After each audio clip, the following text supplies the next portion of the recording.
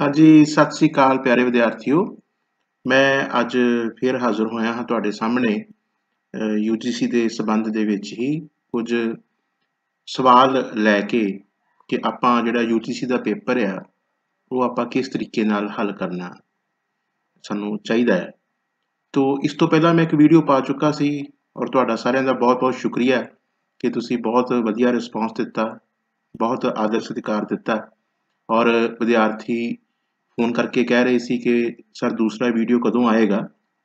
तो मैं तुहाडे सामने ये जिहड़ा वीडियो है जिस विच असीं ये देखांगे कि UGC नूं आपां जदों सॉल्व करना है, उहदा पेपर सॉल्व करना है ते उहदे आपां किहड़े-किहड़े जिहड़े पक्ष ने उहनां वल ध्यान रखना है। तो अज असीं कुछ सवाल प्रैक्टिकली तुहाडे सामने सॉल्व करांगे। ये सवाल मैं दसदा जावां तुहानूं कि ये 2020 ਦਾ ਜਿਹੜਾ ਪੇਪਰ ਹੋਇਆ ਸੀ UGC ਦਾ ਉਹਦੇ ਵਿੱਚ ਇਹ ਸਵਾਲ ਜਿਹੜੇ ਸੀ ਉਹ ਪੁੱਛੇ ਗਏ ਸੀਗੇ। तो मैं कोई खास सवाल नहीं चूज़ कीते, मैं रैंडमली कुछ एक सवाल ਜਿਹੜੇ ਨੇ ਉਹ ਮੈਂ ਤੁਹਾਡੇ ਸਾਹਮਣੇ ਚੁਣ ਕੇ ਲਿਆਂਦੇ ਨੇ।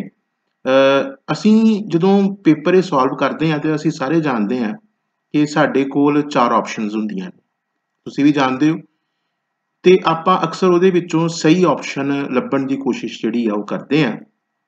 ਹਾਲਾਂਕਿ ਮੇਰੇ ਖਿਆਲ ਦੇ ਵਿੱਚ ਸਾਨੂੰ ਪਤਾ ਹੋਣਾ ਚਾਹੀਦਾ ਹੈ, ਇਸ ਤੋਂ ਵੀ ਜ਼ਿਆਦਾ ਜ਼ਰੂਰੀ ਜਿਹੜੀ ਗੱਲ ਆ ਉਹ ਇਹ ਆ ਕਿ ਕਿਹੜੀ ਆਪਸ਼ਨ ਸਹੀ ਨਹੀਂ ਹੈ।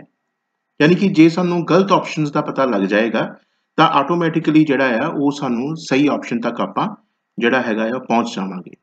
ਤੋ ਅੱਜ ਦੇ ਇਸ ਲੈਕਚਰ ਦੇ ਵਿੱਚ ਅਸੀਂ ਇਹੋ ਕਰਨ ਦੀ ਕੋਸ਼ਿਸ਼ ਕਰਾਂਗੇ ਕਿ ਜਿਹੜੀਆਂ ਤੁਹਾਡੇ ਸਾਹਮਣੇ ਸਵਾਲ ਜਦੋਂ ਇੱਕ ਆਉਂਦਾ ਆ ਤੇ ਉਹਦੇ ਨਾਲ ਸੰਬੰਧਿਤ 4 ਆਪਸ਼ਨਸ ਹੁੰਦੀਆਂ ਨੇ, ਉਹਨਾਂ ਦੇ ਵਿੱਚੋਂ 3 ਗਲਤ ਆਪਸ਼ਨਸ ਦੀ ਪਹਿਚਾਣ ਕਿਵੇਂ ਕਰਾਂਗੇ ਔਰ ਪਹਿਚਾਣ ਕਰਨ ਤੋਂ ਭਾਵ ਮੇਰਾ ਇਹ ਹੈਗਾ ਕਿ ਅਸੀਂ ਲੌਜਿਕ ਦੇ ਅਨੁਸਾਰ ਚੱਲਾਂਗੇ ਕਿ ਇਹ ਆਪਸ਼ਨ ਸਹੀ ਕਿਉਂ ਨਹੀਂ ਹੈ।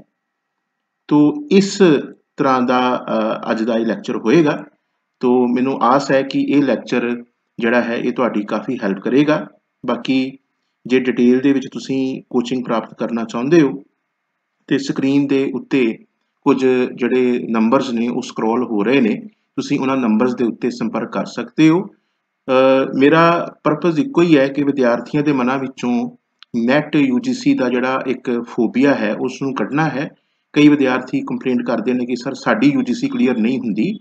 ਤੋ ਅਸੀਂ ਉਹ ਜਿਹੜਾ ਡਰ ਆ ਪੇਪਰ ਦਾ ਉਹਨੂੰ ਅਸੀਂ ਬਾਹਰ ਕੱਢਣਾ ਹੈ ਤੇ ਉਹ ਤਾਂ ਹੀ ਨਿਕਲੇਗਾ ਜੇ ਸਾਨੂੰ ਲੌਜਿਕ ਸਮਝ ਦੇ ਵਿੱਚ ਆਏਗਾ ਕਿ ਇਸ ਜਿਹੜਾ ਇਹ ਇੱਕ ਇਮਤਿਹਾਨ ਹੈ ਇਸ ਨੂੰ ਹੱਲ ਕਰਨ ਦਾ ਸਾਡਾ ਲੌਜਿਕ ਜਿਹੜਾ ਹੈ ਉਹ ਕੀ ਹੈ। ਤੇ ਆਓ ਅੱਜ ਦੇ ਪਹਿਲੇ ਸਵਾਲ ਵੱਲ ਅਸੀਂ ਵਧਦੇ ਹਾਂ ਤੇ ਅਸੀਂ ਇਹ ਦੇਖਦੇ ਹਾਂ ਕਿ ਇਹ ਸਵਾਲ ਨੂੰ ਕਿਸ ਤਰ੍ਹਾਂ ਅਸੀਂ ਹੱਲ ਜਿਹੜਾ ਆ ਉਹ ਕਰ ਸਕਦੇ ਹਾਂ। ਅਸੀਂ ਹੁਣ ਸ਼ੁਰੂ ਕਰਦੇ ਹਾਂ। ਸਾਡਾ ਜਿਹੜਾ ਅੱਜ ਦਾ ਪਹਿਲਾ ਸਵਾਲ ਹੈ ਜਿਹੜਾ ਕਿ UGC 2020 ਦੇ ਪੇਪਰ ਦੇ ਵਿੱਚ ਪੁੱਛਿਆ ਗਿਆ, ਅਸੀਂ ਉਹਦੇ ਵੱਲ ਚੱਲਦੇ ਹਾਂ ਤੇ ਦੇਖਦੇ ਹਾਂ ਕਿ ਅਸੀਂ ਇਸ ਸਵਾਲ ਨੂੰ ਕਿਸ ਤਰੀਕੇ ਨਾਲ ਸਾਨੂੰ ਸੋਲਵ ਇਹ ਕਰਨਾ ਚਾਹੀਦਾ ਹੈ। ਤੋ ਸਵਾਲ ਬੜਾ ਸਪਸ਼ਟ ਹੈ, ਤੁਹਾਡੇ ਸਾਹਮਣੇ ਹੈ ਕਿ ਜਿਹੜਾ ਕਾਵਿ ਰੂਪ ਸੀ ਹਰਫੀ ਹੈਗਾ ਆ ਇਹਦਾ ਨਿਖੜਵਾਂ ਲੱਛਣ ਕਿਹੜਾ ਹੈ। ਇਹਦੇ ਸਾਡੇ ਕੋਲ ਅੱਗੇ 4 ਆਪਸ਼ਨ ਮੌਜੂਦ ਨੇ। ਪਹਿਲਾ ਆਪਸ਼ਨ ਹੈਗਾ ਅੱਖਰ ਕ੍ਰਮ ਤੇ ਇਤਿਹਾਸਕ ਨਾਇਕ, ਦੂਸਰਾ ਆਪਸ਼ਨ ਹੈਗਾ ਅੱਖਰ ਕ੍ਰਮ ਅਤੇ ਛੰਦ ਬੱਧਤਾ, ਤੀਸਰਾ ਆਪਸ਼ਨ ਹੈਗਾ ਬਿਰਤਾਂਤ ਅਤੇ ਬੈਂਤ ਛੰਦ ਔਰ ਚੌਥਾ ਆਪਸ਼ਨ ਹੈਗਾ ਅੱਖਰ ਕ੍ਰਮ ਅਤੇ ਸੂਫੀ ਅਨੁਭਵ। ਤੋ ਅਸੀਂ ਵਾਰੀ-ਵਾਰੀ ਇਹਨਾਂ ਸਾਰੀਆਂ ਆਪਸ਼ਨਸ ਨੂੰ ਦੇਖਦੇ ਹਾਂ ਤੇ ਅਸੀਂ ਇਹ ਫਿਰ ਲੱਭਣ ਦੀ ਕੋਸ਼ਿਸ਼ ਕਰਦੇ ਹਾਂ ਕਿ ਇਹਨਾਂ ਵਿੱਚੋਂ ਕਿਹੜੀਆਂ ਆਪਸ਼ਨਸ ਸਹੀ ਨਹੀਂ ਆ, ਕਿਉਂਕਿ ਜੇ ਸਾਨੂੰ ਪਤਾ ਲੱਗ ਗਿਆ ਕਿ ਇਹ ਆਪਸ਼ਨ ਸਹੀ ਨਹੀਂ ਆ ਤੇ ਆਟੋਮੈਟਿਕਲੀ ਸਾਨੂੰ ਇਹ ਪਤਾ ਲੱਗ ਜਾਏਗਾ ਕਿ ਕਿਹੜੀ ਆਪਸ਼ਨ ਜਿਹੜੀ ਹੈ ਉਹ ਦਰੁਸਤ ਹੈ, ਉਹ ਸਹੀ ਹੈ ਤੇ ਉਹ ਇਸ ਸਵਾਲ ਦਾ ਸਹੀ ਜਵਾਬ ਵੀ ਜਿਹੜਾ ਹੈ ਉਹ ਬਣ ਸਕਦੀ ਹੈ। ਤੋ ਸਭ ਤੋਂ ਪਹਿਲੀ ਆਪਸ਼ਨ ਦਾ ਅਸੀਂ ਐਨਾਲਿਸਿਸ ਕਰਨ ਜਾ ਰਹੇ ਹਾਂ। ਪਹਿਲੀ ਆਪਸ਼ਨ ਹੈਗੀ ਹੈ ਅੱਖਰ ਕ੍ਰਮ ਅਤੇ ਇਤਿਹਾਸਕ ਨਾਇਕ। ਹੁਣ ਸੀ ਹਰਫੀ ਦੇ ਬਾਰੇ ਥੋੜੀ ਜਿਹੀ ਅਸੀਂ ਗੱਲ ਸਭ ਤੋਂ ਪਹਿਲਾਂ ਕਰ ਲਈਏ ਕਿ ਜਿਹੜਾ ਸੀ ਹਰਫੀ ਸ਼ਬਦ ਹੈ ਇਹਦਾ ਮੀਨਿੰਗ ਕੀ ਹੈ, ਇਹਦਾ ਮਤਲਬ ਕੀ ਹੈ। ਤੋ ਜਿਹੜਾ ਸ਼ਬਦ ਸੀ ਹੈ ਇਸ ਦਾ ਮਤਲਬ ਹੈ, ਇਹ ਅਰਬੀ ਭਾਸ਼ਾ ਦਾ ਸ਼ਬਦ ਹੈ, ਇਸ ਦਾ ਮਤਲਬ ਹੈ 30 ਔਰ ਹਰਫ ਆਪਾਂ ਅੱਖਰ ਨੂੰ ਕਹਿੰਦੇ ਹਾਂ। ਤੋ ਇਹਦਾ ਮਤਲਬ ਇਹ ਹੈ ਕਿ ਜਿਹੜਾ ਸੀ ਹਰਫੀ ਆ वो एक इहो जिहा काव्य रूप है जिहड़ा किन्ने अखरां दे नाल बनिया होया है, अरबी भाषा दे 30 अखरां दे नाल वो बनिया होया है। यानी कि ये अखरां दी कोई किसी किस्म दी तरतीब हैगी है। तो ये आपां अपने ज़हन दे विच रखीए कि जिहड़ी जदों असीं इहदा जवाब देवांगे तां उस जवाब दे विच क्योंकि सानूं की पुछिया गया है, निखड़वा लक्षण पुछिया गया है ते उहदे विच जिहड़ी ये अखरां दी तरतीब है वो जरूर शामिल होनी चाहिदी है उस जवाब दे विच, तां ही वो सही जवाब जिहड़ा हैगा आ वो बन सकेगा। तो साडा पहला जवाब हैगा अखर क्रम अते इतिहासक नायक। हुण इहदे विच जिहड़ा अखर क्रम है वो बिल्कुल सही है क्योंकि सी हरफी जिवें असीं जिक्र कीता है कि 30 अखरां दी तरतीब तो बनदा है, यानी कि इस विच की हुंदा है, एक अखर क्रम हुंदा है।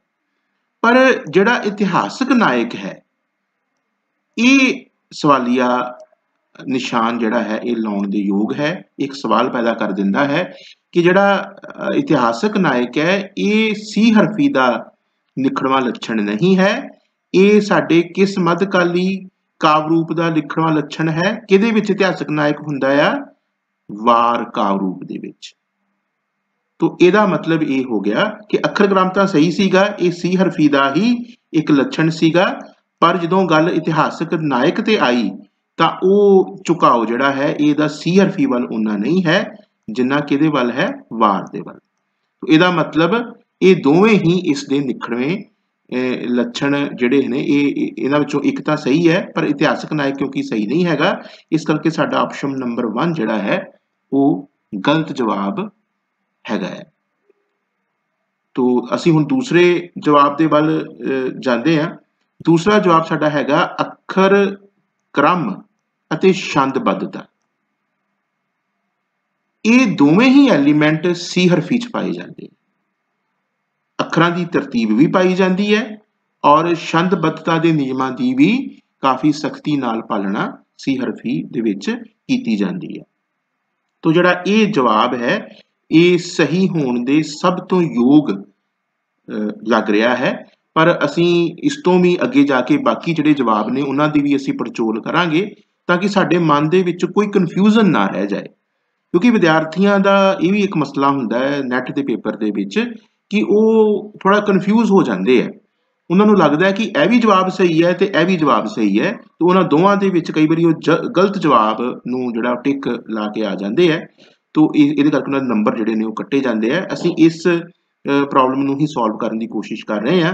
तो ਇਹ ਜਿਹੜਾ ਹੈਗਾ ਆਪਸ਼ਨ ਨੰਬਰ 2 ਅੱਖਰ ਕ੍ਰਮ ਅਤੇ ਛੰਦਬੱਧਤਾ, ਇਹ ਬਿਲਕੁਲ ਸਹੀ ਜਵਾਬ ਜਿਹੜਾ ਇਹਦਾ ਹੈ ਉਹ ਹੈ, ਪਰ ਅਸੀਂ ਬਾਕੀ ਸਵਾਲਾਂ ਬਾਕੀ ਜਿਹੜੇ ਜਵਾਬ ਨੇ ਆਪਸ਼ਨਸ ਨੇ ਉਹਨਾਂ ਨੂੰ ਪਰਖੇ ਬਿਨਾ ਫਾਈਨਲੀ ਇਸ ਨੂੰ ਸਹੀ ਅਜੇ ਨਹੀਂ ਕਹਿ ਸਕਦੇ। तो ਆਪਸ਼ਨ ਨੰਬਰ ਜਿਹੜੀ 3 ਹੈ ਉਹਦੇ ਵਿੱਚ ਉਹਨੇ ਲਿਖਿਆ ਹੈ ਕਿ ਬਿਰਤਾਂਤ ਅਤੇ ਬੈਂਤ ਛੰਦ। ਹੁਣ ਇਹ ਆਪਸ਼ਨ पहली नजरे ही क्यों गलत हो जाती है, क्योंकि ਇਹਦੇ ਵਿੱਚ किस चीज का जिक्र नहीं है, ਇਹਦੇ ਵਿੱਚ अखर क्रम का जिक्र नहीं। सिर्फ 2 ही एलिमेंट दसे है, एक वो कहते हैं कि बिरतांत है ते एक बैत छंद है। तो मैं दसदा जावां कि ਜਿਹੜੇ ਇਹ ਦੋਵੇਂ ਹੀ एलिमेंट ने ਇਹ ਸਾਡੇ ਇੱਕ ਮੱਧਕਾਲੀ ਜਿਹੜਾ ਕਾਵ ਰੂਪ ਹੈਗਾ ਜਿਸ ਨੂੰ ਅਸੀਂ ਕੀ ਕਹਿੰਦੇ ਹਾਂ, ਕਿੱਸਾ ਕਾਵ ਕਹਿੰਦੇ ਹਾਂ। ਇਹ ਉਸ ਦੇ ਨਿਖੜਵੇਂ ਲੱਛਣ ਜ਼ਰੂਰ ਹੈਗੇ ਆ, पर ये सी हरफी के निखड़वे लक्षण असी ये बिल्कुल नहीं बनते, क्योंकि ये अखरां का जिक्र ही कोई नहीं है। अखरां की तरतीब की कोई गल नहीं की, अखरां के क्रम की कोई गल नहीं की। तो इस लिहाज के नाल जिहड़ा साडा ये जवाब हैगा आ ऑप्शन नंबर 3 ये भी गलत हो जाता है। हुण अंतम साडे कोल एक ऑप्शन रह गई है, वो ऑप्शन हैगी है ऑप्शन नंबर 4 जिहड़ी कहंदी है अखर क्रम अते सूफी अनुभव। तो मैं इत्थे दसदा जावां कि जिहड़ा अखर क्रम है वो अगेन बिल्कुल सही है, इसका एलीमेंट है सी हरफी का, पर जिहड़ा सूफी अनुभव है, सूफी अनुभव जिहड़ा है ये सी हरफी का निखड़वा लक्षण नहीं मन्निया जाता। और इस कोई शक नहीं है कि सुल्तान बाहू वर्गे सूफी कवियां ने सी हरफी की रचना जिहड़ी है वो कीती है, पर इहदे बावजूद भी जिहड़ा सी हरफी का निखड़वा लक्षण है वो सूफी अनुभव जिहड़ा है वो नहीं मन्निया जा सकता। तो असी इस ऑप्शन नूं भी कांटा मार सकते हैं कि जिहड़ी ये ऑप्शन है ये सही नहीं जिहड़ी वो मन्नी जाएगी। अज का जिहड़ा अगला सवाल है वो किस्सा काल दे नाल संबंध रखता है। तो असी इस सवाल नूं देखते हैं ते इस नूं असी हल करन दी कोशिश जिहड़ी आ करते हैं। सवाल हैगा आ कि पंजाबी किस्सियां दी सही काल क्रमिक तरतीब किहड़ी है। तो इहदे 4 ऑप्शंस ने। ए मिर्जा साहिबा, बी यूसुफ जुलैखा, सी हीर रांझा ਅਤੇ डी सस्सी पुन्नू। ਹੁਣ ਅਸੀਂ ਇਹ ਸਮਝ ਲਈਏ ਕਿ ਇਹ ਸਵਾਲ ਕਿੱਸਿਆਂ ਦੀ ਜਿਹੜੀ ਕਾਲਕ੍ਰਮਿਕ ਤਰਤੀਬ ਹੈਗੀ ਹੈ ਉਹਦੇ ਨਾਲ ਨਹੀਂ ਜੁੜਿਆ ਹੋਇਆ। ਇਹ ਕਿਹਦੇ ਨਾਲ ਜੁੜਿਆ ਹੋਇਆ ਹੈ? ਇਹ ਕਿੱਸਿਆਂ ਦੀ ਜਗ੍ਹਾ ਜਿਹੜੇ ਕਿੱਸਾ ਲਿਖਣ ਵਾਲੇ ਨੇ यानी कि ਜਿਹੜੇ ਕਿੱਸਾਕਾਰ ਨੇ ਉਹਨਾਂ ਦੇ ਨਾਲ ਇਹ ਸਵਾਲ ਜਿਹੜਾ ਹੈ ਉਹ ਜੁੜਿਆ ਹੋਇਆ ਹੈ। तो असल ਦੇ ਵਿੱਚ ਪੁੱਛਿਆ ਕੀ ਜਾ ਰਿਹਾ ਹੈ ਕਿ ਜਿਹੜੇ ਕਿੱਸਾਕਾਰ ਨੇ ਉਹਨਾਂ ਦੀ ਸਹੀ ਤਰਤੀਬ ਕਿਹੜੀ ਹੈ। ਫਿਰ ਹੀ ਸਾਨੂੰ ਪਤਾ ਲੱਗ ਸਕੇਗਾ ਕਿ ਪੰਜਾਬੀ ਕਿੱਸਿਆਂ ਦੀ ਸਹੀ ਤਰਤੀਬ ਕਿਹੜੀ ਹੈ, ਉਹਨਾਂ ਦਾ ਕਾਲਕ੍ਰਮਿਕ ਜਿਹੜਾ ਵੇਰਵਾ ਹੈ ਉਹ ਕੀ ਹੈ। तो ਸਭ ਤੋਂ ਪਹਿਲਾਂ ਅਸੀਂ ਆਪਸ਼ਨ मिर्जा साहिबा, यूसुफ जुलैखा, हीर रांझा, सस्सी पुन्नू ਇਹਦੇ ਅੱਗੋਂ ਵਿਕਲਪ ਦਿੱਤੇ ਗਏ ਨੇ, 4 ਵਿਕਲਪ ਦਿੱਤੇ ਗਏ ਨੇ। तो सानू इस सवाल नू असी तां ही हल कर सकते हैं जे सानू पता होए कि इन्हां विचों सब तो पुराना किस्सा जां सब तो पहला जिहड़ा किस्सा लिखिया गया वो किहड़ा किस्सा लिखिया गया। तो मैं इत्थे दसदा जावां कि जिहड़ा हीर रांझा दा किस्सा हैगा आ ये सब तो पहला लिखिया गया और इसनू सब तो पहला किस कवि ने लिखिया? साडे पंजाबी दे महान कवि दमोदर ने लिखिया। वारिस शाह होरां ने इस तो बाद हीर रांझे दे किस्से दी रचना कीती है। ये सवाल अक्सर पुराने जमाने च पुछया जांदा सीगा भी हीर वारिस ते हीर दमोदर दे विच की फर्क हैगा, की अंतर हैगा। चलो एक बहरहाल एक वखरा विशा है, उहदे बारे भी किते गल करांगे। पर आपां ये मन के चलदे हां कि जिहड़ा सब तो पहला लिखिया गया वो किहड़ा किस्सा सीगा? वो हीर रांझा दा किस्सा सीगा। ठीक है जी। ਹੁਣ ਅਸੀਂ ਨੀਚੇ ਜਿਹੜੇ ਇਹਦੇ ਥੱਲੇ ਵਿਕਲਪ ਦਿੱਤੇ ਗਏ ਨੇ ਉਹਨਾਂ ਵੱਲ ਅਸੀਂ ਧਿਆਨ ਮਾਰਦੇ ਹਾਂ। ਉਹਨਾਂ ਵਿੱਚ ਜਿਹੜਾ ਵਿਕਲਪ ਨੰਬਰ 1 ਹੈ ਉਹ A ਨਾਲ ਸ਼ੁਰੂ ਹੋ ਰਿਹਾ ਹੈ, 2 C ਨਾਲ ਸ਼ੁਰੂ ਹੋ ਰਿਹਾ ਹੈ, 3 B ਨਾਲ ਸ਼ੁਰੂ ਹੋ ਰਿਹਾ ਹੈ ਔਰ 4 ਫਿਰ C ਦੇ ਨਾਲ ਸ਼ੁਰੂ ਹੋ ਰਿਹਾ ਹੈ। तो क्योंकि ਸਾਨੂੰ ਪਤਾ ਹੈ ਕਿ ਇਹ ਹੀਰ ਰਾਂਝਾ ਪਹਿਲਾ ਕਿੱਸਾ ਹੈਗਾ ਆ, तो ਇਸ ਲਈ ਇਸ ਆਧਾਰ ਦੇ ਉੱਤੇ ਅਸੀਂ ਜਿਹੜੇ ਵੀ ਵਿਕਲਪ C ਤੋਂ ਸ਼ੁਰੂ ਨਹੀਂ ਹੋ ਰਹੇ, यानी कि जिदा विकल्प नंबर 1 A तो शुरू हो रहा है इत्ते कांटा लगा सकते हैं और विकल्प नंबर 3 जिहड़ा B तो शुरू हो रहा है उहदे ते भी असीं कांटा ला सकते हैं। हुण साडे कोल कन्फ्यूजन हो गई, 2 साडे कोल विकल्प ने, दोवें ही C तो शुरू हो रहे ने कि इन्हां विचों किहड़ा विकल्प सही है। असीं लॉजिक दे सहारे, तर्क दे सहारे सही विकल्प तक पहुंचने की कोशिश करते हैं। तो हीर रांझा तो बाद जे असीं कालक्रमिक रूप दे विच वेखीए तां इत्थे इहदा विकल्प दे विचों ही असीं इहदा आंसर लभ सकदे हां। इत्थे दस्सिया गया है कि जिहड़ा दूसरा ऑप्शन दोवां दे विच सेम है वो है ऑप्शन ए। तो इहदा मतलब ये हो गया कि जे असीं पहला नंबर हीर रांझे दा आ ते दूसरा नंबर दोवां विकल्पां दे अनुसार मिर्जा साहिबां दा है। इन्हां दोवां विकल्पां च फर्क जिहड़ा आ वो सिर्फ ते सिर्फ अंतिम 2 ਜਿਹੜੇ जवाब ने उन्हां दे विच हैगा आ कि जिहड़ा विकल्प नंबर 2 आ वो कहंदा है कि जिहड़ा B है ये पहला आऊगा और D बाद च आएगा। हुण B किहड़ा है? यूसुफ जुलैखा। तो असीं सारे जानदे हां कि साडी जिहड़ियां प्रेम कहानियां ने उहदे विच जिहड़ा सस्सी पुन्नू हैगे आ नायक और नायिका, ये साडे देसी यानी कि स्थानक परंपरा दे नाल संबंध रखण वाले नायक हैगे आ, नायक ते नायिका हैगे आ। जिहड़ा यूसुफ जुलैखा है ये साडी देसी जां स्थानक परंपरा दे नाल संबंध नहीं रखदे, ये किहड़ी परंपरा नाल संबंध रखदे ने? विदेशी परंपरा दे नाल संबंध रखदे ने। ये इस्लामिक परंपरा तो साडे पंजाबी दे विच ये किस्से लिखे गए ने। और मैं तुहानूं इंटरस्टिंग गल दसनी चाहांगा कि ये दोवें ही किस्से हाफिज बरखुरदार जिहड़ा किस्सा कवि साडे होए आ उन्हां ने बड़ी खूबसूरती नाल इन्हां दोवां किस्सियां नूं ही लिखिआ है। पर जिहड़ा सस्सी पुन्नू दा किस्सा मशहूर होया है वो साडे तुहानूं पता है कि सब तो जिहड़ा शाहकार मन्निआ जांदा है वो साडे हाशम शाह जिहड़े कवि सीगे उन्हां नूं मन्निआ जांदा है। तो ये एक हुण लॉजिक की गल है, तर्क की गल है कि जिहड़ी भी परंपरा स्थानक होएगी वो पहला आवेगी और जिहड़ी विदेशी परंपरा होएगी उसनूं आउण दे विच टाइम लगेगा। तो इहदा मतलब फिर सस्सी पुन्नू ते यूसुफ ज़ुलैखा दे विचों साडे कोल काल क्रम दे विच पहला कौन आ रहा है? सस्सी पुन्नू आ रहे ने। तो इत्थे असीं 3 लिख सकते हैं और यूसुफ ज़ुलैखा का किस्सा है उत्थे असीं 4 लिख सकते हैं। इहदा मतलब ये हो गया कि जिहड़ा ऑप्शन नंबर 2 है वो भी साडा सही नहीं है। तो बचदा की है? ऑप्शन नंबर 4 जिहदे विच सब तो पहला सी यानी कि हीर रांझा है, फिर ए यानी कि मिर्जा साहिबा है, फिर डी यानी कि सस्सी पुन्नू है और फिर बी यानी कि यूसुफ ज़ुलैखा का जिहड़ा किस्सा है वो साडे कोल इस बिल्कुल सही कालक्रमिक तरतीब जिहड़ी है वो मन्नी जा सकती है। अगला सवाल है ये आधुनिक पंजाबी कविता दे नाल संबंध रखदा है। इस सवाल दे विच भी कालक्रम दा ही जिक्र है। ये स्पष्ट ही हो जाता है कि जो असीं नैट की तैयारी करनी है तो सानू ना केवल काव्य धरावां दा कालक्रम पता होना चाहिए बल्कि सानू वख-वख कवियां दा जिहड़ा कालक्रम हैगा आ उहदी भी सानू जानकारी जरूर होनी चाहिए है। तो आपां इस सवाल नूं भी हल करते हैं ते वेखते हैं कि इस कालक्रम के सवाल दे पिछे असीं किहड़ा तर्क जिहड़ा है वो वरत सकते हैं। तो सवाल तुहाडे सामने है कि पंजाबी काव्य धरावां दे मुढ़ ते विकास का कालक्रम किहड़ा हैगा है। इहदे विच उन्हां ने 4 की जगह तुहानूं 5 ऑप्शन दित्तियां ने।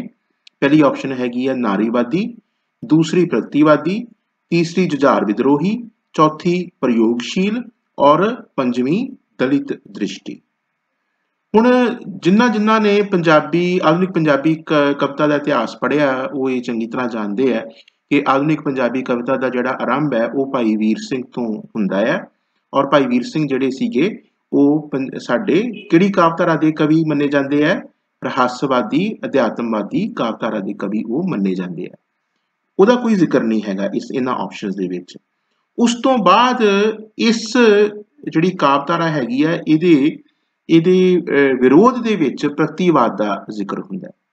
तो ਅਸੀਂ ਇਹਨਾਂ ਕਾਵਧਾਰਾਵਾਂ ਦੇ ਕਾਲਕ੍ਰਮ ਦਾ ਕੀ ਤਰਕ ਵਰਤਣਾ ਹੈ ਕਿ ਕਿਹੜੀ ਕਾਵਧਾਰਾ ਦੇ ਵਿਰੋਧ ਵਿੱਚੋਂ ਅਗਲੀ ਜਿਹੜੀ ਕਾਵਧਾਰਾ ਆ ਉਹ ਪੈਦਾ ਹੋ ਰਹੀ ਹੈ।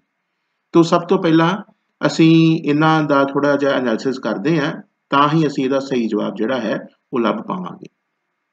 तो ਇਹਦਾ ਐਨਾਲਿਸਿਸ ਕਰਨ ਦੇ ਲਈ ਸਾਨੂੰ ਇਹਨਾਂ ਦੇ ਵਿਕਲਪਾਂ ਵੱਲ ਵੀ ਧਿਆਨ ਮਾਰਨਾ ਪਏਗਾ। 4 ਵਿਕਲਪ ਸਾਡੇ ਕੋਲ ਮੌਜੂਦ ਨੇ। तो ਜਿਨ੍ਹਾਂ ਨੇ ਪੰਜਾਬੀ ਸਾਹਿਤ ਦਾ ਜਾਂ ਪੰਜਾਬੀ ਆਧੁਨਿਕ ਪੰਜਾਬੀ ਕਾਵਿ ਦਾ ਇਤਿਹਾਸ ਪੜ੍ਹਿਆ ਹੈ ਉਹ ਇਹ ਜਾਣਦੇ ਹੈ ਕਿ ਇਸ ਵਿੱਚੋਂ ਸਭ ਤੋਂ ਜਿਹੜੀ ਪੁਰਾਣੀ ਇਹ ਕਾਵਿਧਾਰਾ ਹੈਗੀ ਆ ਉਹ ਕਿਹੜੀ ਕਾਵਿਧਾਰਾ ਹੈਗੀ ਆ? ਪ੍ਰਗਤੀਵਾਦੀ ਕਾਵਿਧਾਰਾ। तो जिहड़ा प्रगतिवाद है ये सब तो पुराना है। हालांकि जिहड़ा रहस्यवाद और अध्यात्मवाद ये इस तो भी पुराना है पर जिहड़ा प्रगतिवाद है ये सब तो पुराना जिहड़ा हैगा आ वो मन्निया जाता है। तो इसनूं असीं 1 नंबर ते रख सकते हैं और 1 नंबर की की ऑप्शन है? बी ऑप्शन है। हुण असीं इन्हां 4 ऑप्शनस दे विचों देखते हैं कि किहड़ी ऑप्शन जिहड़ी है उस ते पहला बी आ रहा है। तो ऑप्शन नंबर 1 ਦੀ ਵਿੱਚ ਪਹਿਲਾਂ डी आ रहा है, ऑप्शन नंबर 2 ਦੇ ਵਿੱਚ ਪਹਿਲਾਂ ए आ रहा है, ऑप्शन नंबर C ਦੇ ਵਿੱਚ ਪਹਿਲਾਂ ऑप्शन नंबर 3 ਦੇ ਵਿੱਚ ਪਹਿਲਾਂ C आ रहा है ਤੇ ऑप्शन नंबर 4 ਦੇ ਵਿੱਚ ਪਹਿਲਾਂ B आ रहा है। तो अंडरस्टूड हो गया कि ਜਿਹੜੀ ऑप्शन नंबर 4 है जिस ਦੇ ਵਿੱਚ ਪਹਿਲਾਂ B आ रहा है ਇਹ ਹੀ सही ऑप्शन है। ਹੁਣ ਅਸੀਂ ऑप्शन ਤੋਂ ही जवाब ਜਿਹੜਾ ਹੈ ਸਾਨੂੰ पता लग गया है। तो ਅਸੀਂ इस ऑप्शन के अनुसार ਅਸੀਂ ਇਹਨਾਂ ਨੂੰ 1-2 ਦਾ रैंक दे सकते हाँ। बी तो बाद दूसरे नंबर उत्ते प्रयोगशील कावधारा आउंदी है यानी कि डी साडा जवाब आएगा। फिर उस तो बाद जुझार विद्रोही कावधारा आउंदी है नंबर 3 दे उत्ते। उस तो बाद नारीवादी नंबर 4 ਦੇ ਉੱਤੇ ਕਾਵਧਾਰਾ ਆਉਂਦੀ ਹੈ ਔਰ ਅੰਤ ਦੇ ਵਿੱਚ ਜਿਹੜੀ ਦਲਿਤ ਦ੍ਰਿਸ਼ਟੀ ਵਾਲੀ ਕਾਵਧਾਰਾ ਹੈ ਉਹ ਨੰਬਰ 5 ਤੇ ਆ ਸਕਦੀ ਹੈ। ਤੋ ਤੁਸੀਂ ਇਹ ਵੇਖਿਆ ਕਿ ਕਿਸ ਤਰੀਕੇ ਨਾਲ ਸਾਨੂੰ ਕੇਵਲ ਇੱਕ ਸੂਤਰ ਪਤਾ ਹੋਣ ਦੇ ਨਾਲ ਸਾਨੂੰ ਇਸ ਸਵਾਲ ਦਾ ਸਹੀ ਜਵਾਬ ਮਿੰਟਾਂ ਵਿੱਚ ਨਹੀਂ ਬਲਕਿ ਸਕਿੰਟਾਂ ਦੇ ਵਿੱਚ ਪਤਾ ਲੱਗ ਗਿਆ। ਸਾਨੂੰ ਸਿਰਫ ਇੰਨਾ ਪਤਾ ਹੋਣਾ ਜ਼ਰੂਰੀ ਸੀਗਾ ਕਿ ਇਹਨਾਂ ਦੇ ਵਿੱਚੋਂ ਸਭ ਤੋਂ ਪੁਰਾਣੀ ਕਾਵਧਾਰਾ ਕਿਹੜੀ ਹੈ, ਉਹ ਪ੍ਰਗਤੀਵਾਦ ਹੈ ਔਰ ਉਹਦੀ ਆਪਸ਼ਨ ਬੀ ਹੈ। ਤੇ ਇਹਨਾਂ ਵਿਕਲਪਾਂ ਦੇ ਵਿੱਚੋਂ ਜਿਹੜੇ ਵੀ ਵਿਕਲਪ ਦੇ ਵਿੱਚ ਪਹਿਲੀ ਆਪਸ਼ਨ ਬੀ ਹੈ ਉਹ ਨਿਸ਼ਚਿਤ ਰੂਪ ਦੇ ਵਿੱਚ ਸਹੀ ਵਿਕਲਪ ਜਿਹੜਾ ਹੈਗਾ ਆ ਉਹ ਮੰਨਿਆ ਜਾਵੇਗਾ। ਤੋ ਮੈਂ ਇਹਨਾਂ ਸਵਾਲਾਂ ਨੂੰ ਇਸ ਲਈ ਤੁਹਾਡੇ ਸਾਹਮਣੇ ਪੇਸ਼ ਕਰ ਰਿਹਾ ਹਾਂ ਕਿ ਤੁਸੀਂ ਇਹ ਸਮਝ ਸਕੋ ਕਿ ਸਾਨੂੰ ਕਈ ਵਾਰ ਕੇਵਲ ਉਸ ਵਿਸ਼ੇ ਦੇ ਬਾਰੇ ਪੜ੍ਹੇ ਹੋਣ ਦੇ ਨਾਲ ਹੀ ਨਹੀਂ ਬਲਕਿ ਹੋਰ ਵਿਸ਼ਿਆਂ ਦੇ ਬਾਰੇ ਵੀ ਜਦੋਂ ਅਸੀਂ ਗੱਲ ਕਰਦੇ ਹਾਂ ਤੇ ਸਾਨੂੰ ਉਹ ਵੀ ਚੀਜ਼ ਹੈਲਪ ਕਰਦੀ ਹੈ ਕਿ ਅਸੀਂ ਇਹਨਾਂ ਸਵਾਲਾਂ ਦੇ ਸਹੀ ਜਵਾਬ ਦੇ ਸਕੀਏ। ਅਗਲਾ ਸਵਾਲ ਹੈ ਉਹ ਸਿੱਧੇ ਰੂਪ ਵਿੱਚ ਤਾਂ ਜਿਹੜਾ ਪੰਜਾਬੀ ਦਾ ਵਿਸ਼ਾ ਹੈ ਉਹਦੇ ਨਾਲ ਸੰਬੰਧ ਨਹੀਂ ਰੱਖਦਾ, ਪਰ ਟੇਢੇ ਢੰਗ ਨਾਲ, ਕਿਉਂਕਿ ਅੱਜ ਸੂਚਨਾ ਤੇ ਤਕਨਾਲੋਜੀ ਦਾ ਯੁੱਗ ਹੈ ਤੇ ਹਰ ਵਿਸ਼ੇ ਦੇ ਜਿਹੜੇ ਵਿਦਵਾਨ ਨੇ ਜਾਂ ਵਿਦਿਆਰਥੀ ਨੇ ਉਹ ਇੰਟਰਨੈਟ ਔਰ ਸੂਚਨਾ ਔਰ ਤਕਨਾਲੋਜੀ ਤੋਂ ਸਹਾਇਤਾ ਪ੍ਰਾਪਤ ਕਰਦੇ ਆ। ਤੋ ਅਸੀਂ ਇਸ ਸਵਾਲ ਵੱਲ ਵੀ ਮੈਂ ਜਾਣਬੁੱਝ ਕੇ ਸਵਾਲ ਇੱਥੇ ਤੁਹਾਡੇ ਸਾਹਮਣੇ ਪੇਸ਼ ਕਰ ਰਿਹਾ ਕਿਉਂਕਿ ਇਸ ਸਵਾਲ ਦੇ ਨਾਲ ਮੈਨੂੰ ਲੱਗਦਾ ਕਿ ਤੁਹਾਨੂੰ ਮੋਟੀਵੇਸ਼ਨ ਮਿਲੇਗੀ ਕਿ ਭਾਵੇਂ ਕਿ ਸਾਡਾ ਵਿਸ਼ਾ ਪੰਜਾਬੀ ਹੈ ਪਰ ਸਾਨੂੰ ਵੀ ਆਧੁਨਿਕ ਯੁੱਗ ਦੇ ਵਿੱਚ ਸੂਚਨਾ ਤੇ ਤਕਨਾਲੋਜੀ ਦੀ ਵਰਤੋਂ ਲਗਾਤਾਰ ਕਰਦੇ ਰਹਿਣਾ ਚਾਹੀਦਾ ਹੈ। ਤੋ 2020 ਦੇ ਪੰਜਾਬੀ ਵਿਸ਼ੇ ਦੇ ਵਿੱਚ ਇਹ ਸਵਾਲ ਜਿਹੜਾ ਹੈ ਉਹ ਨੈਟ ਦੇ ਪੇਪਰ ਦੇ ਵਿੱਚ ਆਇਆ ਹੈ ਕਿ ਇੰਟਰਨੈਟ ਤੋਂ ਪ੍ਰਾਪਤ ਸਮੱਗਰੀ ਦਾ ਹਵਾਲਾ ਦੇਣ ਲਈ ਸਭ ਤੋਂ ਵੱਧ ਅਹਿਮ ਕੀ ਹੈ। 4 ਆਪਸ਼ਨਸ ਨੇ। ਇੱਕ ਹੈਗੀ ਹੈ URL, ਦੂਸਰੀ ਹੈਗੀ ਹੈ ਕਿਤਾਬ ਦਾ ਸਿਰਲੇਖ, ਤੀਸਰੀ ਹੈਗੀ ਹੈ ਲੇਖ ਦਾ ਸਿਰਲੇਖ ਔਰ ਚੌਥੀ ਹੈਗੀ ਹੈ HTTP। ਹੁਣ ਸਾਨੂੰ ਪਤਾ ਹੈ ਕਿ ਇਹਦੇ ਵਿੱਚ ਜਿਹੜੀ ਚੀਜ਼ ਇੰਟਰਨੈਟ ਨਾਲ ਸੰਬੰਧ ਰੱਖਦੀ ਹੈ ਉਹ ਇਹਨਾਂ 4 ਆਪਸ਼ਨਸ ਦੇ ਵਿੱਚੋਂ ਉਹਦੇ ਵਿੱਚੋਂ 2 ਹੀ ਜਿਹੜੀਆਂ ਆਪਸ਼ਨਸ ਨੇ ਉਹ ਇੰਟਰਨੈਟ ਨਾਲ ਸੰਬੰਧ ਰੱਖਦੀਆਂ ਨੇ, ਇੱਕ URL ਔਰ ਇੱਕ HTTP। ਜਿਹੜਾ ਕਿਤਾਬ ਦਾ ਸਿਰਲੇਖ ਆ ਇਹ ਇੰਟਰਨੈਟ ਦੇ ਨਾਲ ਕੇਵਲ ਇੰਟਰਨੈਟ ਨਾਲ ਸੰਬੰਧ ਨਹੀਂ ਰੱਖਦਾ। ਹਾਲਾਂਕਿ ਇੰਟਰਨੈਟ ਦੇ ਵਿੱਚ ਵੀ ਬਹੁਤ PDF ਜਾਂ ਆਡੀਓ ਬੁੱਕ ਦੇ ਰੂਪ ਵਿੱਚ ਬੜੀਆਂ ਕਿਤਾਬਾਂ ਉਪਲਬਧ ਹੈਗੀਆਂ ਨੇ, ਪਰ ਇਹ ਕੋਈ ਇਹੋ ਜਿਹੀ ਚੀਜ਼ ਨਹੀਂ ਹੈ ਕਿ ਜਿਹੜੀ ਸਿਰਫ ਇੰਟਰਨੈਟ ਤੋਂ ਹੀ ਲੱਭ ਸਕਦੀ ਹੈ। ਇਸੇ ਤਰੀਕੇ ਨਾਲ ਹੀ ਜਿਹੜਾ ਲੇਖ ਦਾ ਸਿਰਲੇਖ ਹੈ ਇਹ ਵੀ ਸਿਰਫ ਇੰਟਰਨੈਟ ਦੇ ਉੱਤੇ ਉਪਲਬਧ ਹੀ ਨਹੀਂ ਹੈ ਬਲਕਿ ਭੌਤਿਕ ਰੂਪ ਦੇ ਵਿੱਚ ਵੀ ਕਈ ਕਿਤਾਬਾਂ ਅਤੇ ਲੇਖ ਉਪਲਬਧ ਹੈਗੇ। ਸੋ ਸਾਨੂੰ ਇੱਥੋਂ ਇਸ ਗੱਲ ਦਾ ਅੰਦਾਜ਼ਾ ਹੋ ਜਾਣਾ ਚਾਹੀਦਾ ਹੈ ਕਿ ਜਿਹੜਾ ਆਪਸ਼ਨ ਨੰਬਰ 2 ਕਿਤਾਬ ਦਾ ਸਿਰਲੇਖ ਹੈ ਇਹਦੇ ਤੇ ਅਸੀਂ ਕਾਂਟਾ ਲਾ ਸਕਦੇ ਹਾਂ ਔਰ ਇਸੇ ਤਰੀਕੇ ਨਾਲ ਹੀ ਅਸੀਂ ਜਿਹੜਾ ਲੇਖ ਦਾ ਸਿਰਲੇਖ ਆਪਸ਼ਨ ਨੰਬਰ 3 ਹੈ ਇਹਦੇ ਤੇ ਵੀ ਕਾਂਟਾ ਲਗਾ ਸਕਦੇ ਹਾਂ। ਹੁਣ ਸਾਡੀ ਕਨਫਿਊਜ਼ਨ ਜਿਹੜੀ ਹੈ ਉਹ ਇਹਨਾਂ 2 ਆਪਸ਼ਨਸ ਦੇ ਵਿੱਚ ਹੈ, ਆਪਸ਼ਨ ਨੰਬਰ 1 URL ਔਰ ਆਪਸ਼ਨ ਨੰਬਰ 2 HTTP। ਹੁਣ ਇਹਨਾਂ ਦੇ ਵਿੱਚੋਂ ਇੱਕ ਸਹੀ ਹੈ ਇੱਕ ਗਲਤ ਹੈ, ਇਸ ਲਈ ਸਾਨੂੰ ਥੋੜਾ ਜਿਹਾ ਤਕਨੀਕੀ ਤੌਰ ਤੇ ਜਾਣਕਾਰੀ ਹੋਣੀ ਜ਼ਰੂਰੀ ਹੈ ਕਿ ਇਹਨਾਂ ਜਿਹੜੇ ਇਹ ਸ਼ਬਦ ਨੇ URL ਅਤੇ HTTP ਇਹਨਾਂ ਦਾ ਪੂਰਾ ਇਹਨਾਂ ਦੀ ਫੁੱਲ ਫਾਰਮ ਕੀ ਹੈ। ਤੋ ਜਿਹੜਾ ਮੈਂ ਤੁਹਾਨੂੰ ਦੱਸਦਾ ਜਾਵਾਂ ਕਿ ਜਿਹੜਾ URL ਹੈ ਇਸ ਦੀ ਜਿਹੜੀ ਫੁੱਲ ਫਾਰਮ ਹੈ ਉਹ ਹੈਗੀ ਹੈ ਯੂਨੀਫਾਰਮ ਰਿਸੋਰਸ ਲੋਕੇਟਰ। ਹੁਣ ਇਹ ਇੱਕ ਥੋੜੀ ਜਿਹੀ ਤਕਨੀਕੀ ਜੀ ਗੱਲ ਹੈ ਪਰ ਮੈਂ ਤੁਹਾਨੂੰ ਇੱਕ ਮੋਟੀ ਜੀ ਗੱਲ ਦੱਸਣਾ ਚਾਹੁੰਦਾ ਆ ਕਿ ਇਹ ਬੁਨਿਆਦੀ ਤੌਰ ਉੱਤੇ ਕਿਸੇ ਵੀ ਵੈਬਸਾਈਟ ਦਾ ਐਡਰੈਸ ਹੁੰਦਾ ਹੈ। ਮੰਨ ਲਓ ਕੋਈ ਵੀ ਵੈਬਸਾਈਟ ਹੈ, ਕਿਸੇ ਯੂਨੀਵਰਸਿਟੀ ਦੀ ਵੈਬਸਾਈਟ ਹੈ, ਹਾਂਜੀ ਕਿਸੇ ਸੰਸਥਾ ਦੀ ਵੈਬਸਾਈਟ ਹੈ, ਜਿਹੜਾ ਉਹਦਾ ਐਡਰੈਸ ਹੈ ਉਸ ਨੂੰ ਅਸੀਂ ਤਕਨੀਕੀ ਭਾਸ਼ਾ 'ਚ ਕੀ ਕਹਿੰਦੇ ਹਾਂ URL ਕਹਿੰਦੇ ਹਾਂ। ਇਸ ਦੇ ਮੁਕਾਬਲੇ ਜਿਹੜਾ HTTP ਹੈ ਇਸ ਦਾ ਮਤਲਬ ਹੈ ਹਾਈਪਰ ਟੈਕਸਟ ਟ੍ਰਾਂਸਫਰ ਪ੍ਰੋਟੋਕਾਲ। ਇਹ ਕੋਈ ਐਡਰੈਸ ਨਹੀਂ ਹੁੰਦਾ ਬਲਕਿ ਜੇ ਅਸੀਂ ਇਹਨੂੰ ਸੌਖੀ ਭਾਸ਼ਾ 'ਚ ਗੱਲ ਕਰੀਏ ਤਾਂ ਇਹ ਇੱਕ ਨੈਟਵਰਕ ਤੁਸੀਂ ਕਹਿ ਸਕਦੇ ਹੋ। ਇਹ ਉਹ ਨੈਟਵਰਕ ਹੈ ਜਿਹੜਾ ਤੁਹਾਡੇ ਸਰਵਰ ਨੂੰ ਇੰਟਰਨੈਟ ਦੇ ਨਾਲ ਕਨੈਕਟ ਕਰਦਾ ਹੈ। ਹੁਣ ਜਦੋਂ ਅਸੀਂ ਇੰਟਰਨੈਟ ਤੋਂ ਪ੍ਰਾਪਤ ਸਮੱਗਰੀ ਦਾ ਹਵਾਲਾ ਦੇਣਾ ਆ ਤੇ ਉਸ ਵੇਲੇ ਸਾਨੂੰ ਕਿਸ ਚੀਜ਼ ਦਾ ਹਵਾਲਾ ਦੇਣਾ ਪਏਗਾ? ਅਸੀਂ ਜਿਸ ਵੈਬਸਾਈਟ ਤੋਂ, ਜਿਸ ਬਲੌਗ ਤੋਂ, ਜਿਸ ਵੀ ਸੋਰਸ ਤੋਂ ਅਸੀਂ ਆਪਣਾ ਜਿਹੜੀ ਖੋਜ ਹੈ ਜਾਂ ਆਪਣੀ ਜਿਹੜਾ ਹਵਾਲਾ ਹੈ ਉਹ ਦੇ ਰਹੇ ਹਾਂ, ਉੱਥੇ ਵਿੱਚ ਫਿਰ ਸਾਨੂੰ ਉਸ URL ਦਾ ਹਵਾਲਾ ਦੇਵਾਂਗੇ, HTTP ਦਾ ਹਵਾਲਾ ਅਸੀਂ ਨਹੀਂ ਦੇਵਾਂਗੇ। ਤਾਂ ਇਸ ਹਿਸਾਬ ਦੇ ਨਾਲ ਇਸ ਸਵਾਲ ਦਾ ਜਿਹੜਾ ਸਹੀ ਜਵਾਬ ਹੈ ਉਹ ਆਪਸ਼ਨ ਨੰਬਰ 1 ਹੈ, ਜਿਸ ਦਾ ਕੀ ਹੈ URL ਯੂਨੀਫਾਰਮ ਰਿਸੋਰਸ ਲੋਕੇਟਰ। ਇਹ ਕੀ ਹੁੰਦਾ ਹੈ? ਇਹ ਇੱਕ ਵੈਬਸਾਈਟ ਦਾ ਐਡਰੈਸ ਅਸੀਂ ਇਸ ਨੂੰ ਮੰਨ ਸਕਦੇ ਹਾਂ। ਤਾਂ ਅਸੀਂ ਦੇਖਿਆ ਕਿ ਕਿਵੇਂ ਸਾਨੂੰ ਆਪਣੇ ਵਿਸ਼ੇ ਦੇ ਨਾਲ ਬਾਕੀ ਜਿਹੜੇ ਸੰਬੰਧਿਤ ਵਿਸ਼ੇ ਆ ਉਹਨਾਂ ਬਾਰੇ ਵੀ ਸਾਨੂੰ ਜਾਣਕਾਰੀ ਹੋਣਾ ਕਿੰਨਾ ਜ਼ਰੂਰੀ ਹੈ। ਉਹਨਾਂ ਵਿੱਚੋਂ ਵੀ ਅੱਜ ਕੱਲ੍ਹ ਜਿਹੜਾ ਨੈਟ ਦਾ ਪੇਪਰ ਹੈ ਉਹਦੇ ਵਿੱਚ ਸਵਾਲ ਪੁੱਛੇ ਜਾ ਰਹੇ ਹਨ।